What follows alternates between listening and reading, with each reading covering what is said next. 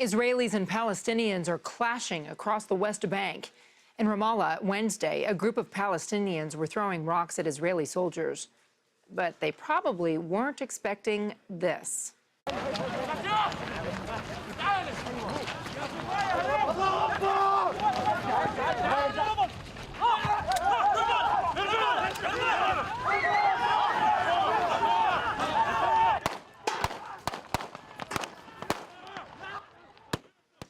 Did you catch that about how half the group just turned and drew weapons? These were not actual Palestinians, but undercover Israeli police officers. And you heard them firing shots there as the Palestinians ran away. Israeli soldiers quickly rushed in to assist the undercover officers. 3 Palestinians were wounded. 2 were taken away in ambulances. It falls in line with Israel's new policy of cracking down on those who throw stones. A new wave of stabbing attacks in Israel is intensifying tensions between the groups. 4 separate stabbings in Jerusalem, Tel Aviv, the West Bank, and Afula have Israelis on high alert. In a measure meant to ease tensions, Israeli Prime Minister Benjamin Netanyahu banned cabinet ministers and lawmakers from a sensitive Jerusalem holy site. But the mayor of Jerusalem is calling on all those in his city to carry guns with them at all times, as long as they have a license for the weapon. The philosophy should be that people that are terrorizing will pay a heavy price. This is something that Israelis understand and appreciate and feel secure. In America and in Europe, if you see civilians carry guns, you get scared. In Israel, it's exactly the opposite. And indeed, it's an extra measure of security. Joining me on the phone from Jerusalem is CBS Radio correspondent Roger Berger. Robert, good to talk to you. It seems like an extreme move to go out and to encourage Jerusalem's licensed residents to make sure that they're carrying their firearms. Is it an essential step toward protection?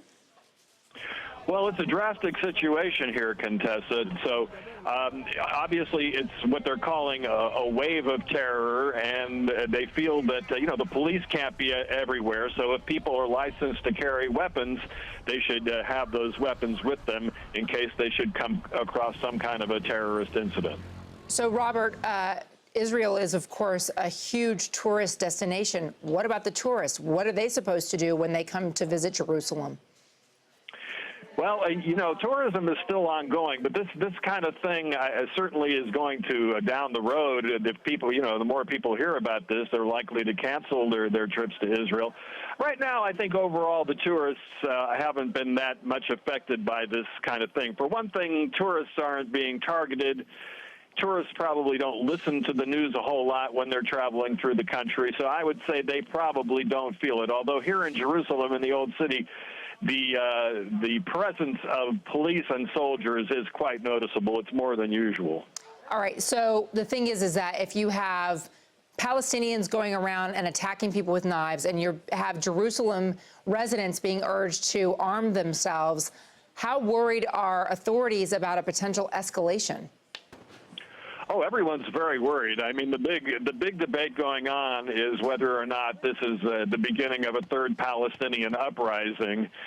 So far, it doesn't appear to be because, for one thing, they're using knives and sometimes very crude knives. So they're not using suicide bombs like they did during the second uprising in the year 2000. And also the demonstrations in the West Bank so far aren't mass demonstrations. You have maybe 50 or 100 Palestinian kids throwing stones at Israeli troops. So, so far you don't see it on a mass scale. But, as you were saying, with weapons being carried by Israelis and Palestinians, there's always the danger of some kind of incident, big incident, that's going to, set off a further escalation. Are Israeli authorities, Robert, drawing a correlation between the speech that Mahmoud Abbas gave at the United Nations, where he said that the Palestinians would no longer be bound by their agreements with Israel?